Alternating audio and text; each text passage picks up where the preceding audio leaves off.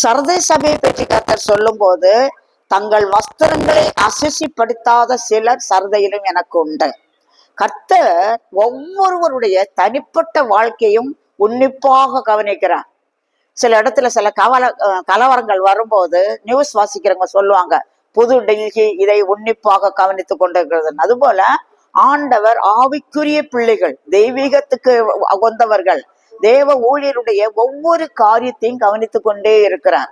அப்போ எல்லாரும் விட்டு போனாலும் ஒருத்தர் தேவருக்காக நிற்கும் போது கர்த்தர் அவளை பார்க்கிறார். தங்கள் ஆவிக்குரிய வஸ்திரங்களை அசுசிப்படுத்தாத சிலர் என்று சொல்லும் போது நாம் ஏற்கனவே பார்த்திருக்கிறோம். ஆவிக்குரிய வஸ்திரங்களிலே ரட்சிப்பின் வஸ்திரம், நீதியின் சால்வை, துதியின் உடை, சித்திர தையலாடை, வெண் வஸ்திரம், அலங்கார வஸ்திரம், கல்யாண வஸ்திரம், இப்படி 7 வகையான வஸ்திரங்களை பார்த்திருக்கிறோம். இவைகளில் ஒன்று குறைவுபடும் போது அந்த அனுபவம் குறைந்துபட்டு போகும். அப்ப இந்த வஸ்திரங்களெல்லாம் காத்து, இந்த அனுபவங்களெல்லாம் காத்து கொண்டிருக்கிறவங்களா காத்து கொண்டு இருக்கிறவர்கள் தான் மணவாளனாகிய இயேசுவை சந்திக்க ஆயத்தமாகிறார்கள்.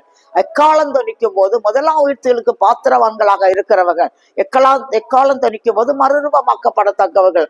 அப்படிப்பட்டவர்கள் இந்த சர்தை சபையிலே செத்தவங்களை போல இருக்கிறவர்கள் மத்தியிலேயும் செத்து போன கிரியைகளை உள்ளவர்கள் மத்தியிலும் இருக்கிறாங்க.